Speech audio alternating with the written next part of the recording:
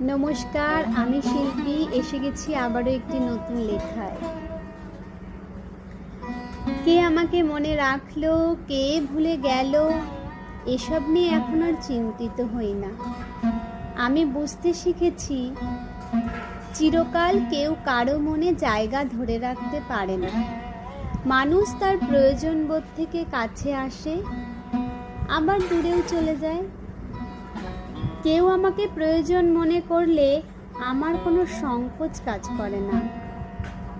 মনে হয় না প্রয়োজনের বেলাতেই কেন শুধু আমি কারো প্রয়োজনে আসছি, আমার কারণে কারো প্রয়োজন ফুরলো, ভাবলেই কেমন তৃপ্তি কাজ করে। আমার প্রয়োজনে যাকে আমি পাশে পাইনি, তার প্রয়োজনে আমি সব সময় এগিয়ে থাকব। আমি এমন চিন্তাধারারই মানুষ, স্বার্থ নেই আমার। তাই কে আমাকে মনে রাখলো, কে ভুলে গেল, এসব নিয়ে আমি এখন আর ভাবি না।